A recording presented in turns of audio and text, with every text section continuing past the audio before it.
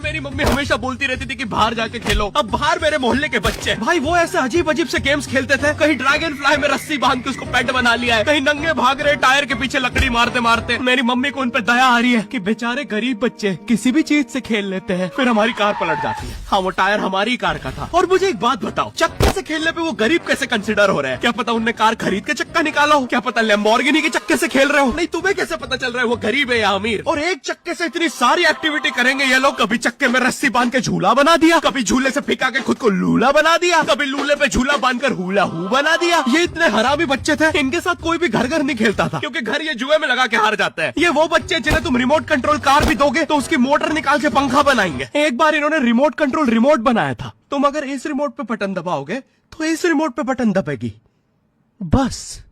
ये लोग मकर संक्रांति के दिन पतंग भी लूटते थे दुकानों से। पतंग से याद है मैं बचपन में अपने दोस्त जनक के साथ बहुत पतंग उड़ाता था। जनक गुजराती था और गुजराती लोग तो बहुत बड़े पतंगबाज होते हैं। वो लोग गला काटने के बाद भी काय पोचे चिल्लाते हैं। जनक मेरे घर पे इतना बड़ा गिर्रा लेके आता था पतंग उड़ाने। उस पर पता नहीं कितने 1000 किलोमीटर का मांझा लपटा होता था। हम दोनों का सपना था उस गिर्रे की पूरी ढील देना। एक बार तो गिर्रा खाली होने ही वाला था पर वो पतंग तो घूम के हमारे पीछे से आ गई। हमने हमारी पतंग काट दी। तो इस बार हमने सोचा पतंग पूरी परपेंडिकुलर उड़ाएंगे, स्ट्रेट। हमने 2 घंटे ढील दी। वो मांझे में वेव सिग्नल आने लग गए प्राचीन भाषा में। हमें लगा हमने एलियंस ढूंढ लिया, बट फिर धीरे से वो सिग्नल क्लियर हुआ। हमें पता चला हमने कोई नासा का 100 मिलियन का टेलीस्कोप काट दिया।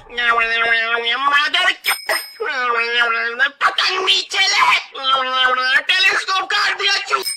नासा का टेलीस्कोप जैसे ही नीचे गिरा बच्चों से पहले विसरो ने लूट लिया। बहुत वियर्ड था, इतने सारे बुड्ढे छत कूद के भाग रहे थे। एक तो जनक के मांझे में इतनी सारी गठाने होती थी, वो मांझा इतना भारी हो जाता था। हम चौथे माले से पतंग उड़ा रहे, वो दूसरे माले पे उड़ रही है। बचपन में बोला जाता है किसी भी स्ट्रेंजर से बात नहीं करते, तो फिर मैं इशारे करता था। तो फिर दादी मेरे चरित्र पे सवाल उठाती थी। दादी से याद है पुराने जमाने में एंटरटेनमेंट के लिए कुछ होता नहीं था, तो लोग 7-7, 8-8 बच्चे पैदा कर लेते थे ताकि उन्हें जायदाद पे लड़ता देख मजे ले सके। मेरे पापा के 5 भाई और 4 बहनें, टोटल 9 बच्चे। मेरी दादी ने जिंदगी के 9 साल बस बच्चे दिए। दादी ने 9 साल तक पेट में इतनी लातें खाई है, उनके अंदर से एब्स आ गए थे। मेरी दादी लिटरली अंदर से टूट चुकी थी। उनका इतनी बार ऑपरेशन हो रखा है, उनको डॉक्टर ने टाकों की जगह चेन लगा दी थी। भाई आज के जमाने में तो इतने बच्चे कोई पैदा नहीं करता, उल्टा अबॉर्शन करवा लेते हैं। और यस मैं अबॉर्शन बोलूंगा क्योंकि मुझे जेल नहीं जाना। एक तो इंडिया में भी अबॉर्शन करवाना लीगल है, लेकिन बच्चे का जेंडर जानना इलीगल है। मतलब तुम मार तो सकते हो लेकिन किसे मार रहे हो ये पता नहीं कर सकते। तो देखो अब रिस्क कितना बढ़ गया है। क्या पता अंदर शेर बैठा हो या कोई बड़ा गैंगस्टर, क्योंकि तुम्हें तो पता नहीं है तुम किसकी सुपारी दे रहे हो। क्या पता वो अंदर बंदे लेके बैठा हो। बचपन में सबके मम्मी पापा डराते हैं मस्ती मत करो वरना बोर्डिंग स्कूल भेज देंगे। और मुझे बोर्डिंग स्कूल से इसलिए डर नहीं लगता था कि मैं वहां जाके अपनी फैमिली से दूर हो जाऊंगा। मुझे बोर्डिंग स्कूल से इसलिए डर लगता था क्योंकि वहां पे वो बड़े दांतों वाला ईशान अवस्थी होता है। मैंने पहली बार जब तारे जमीन का ट्रेलर देखा था तो उसमें वो पागल बच्चे ने आतंक मचा रखा था। फिर मैंने मूवी का नाम पढ़ा तारे जमीन पे, मुझे लगा बिछाए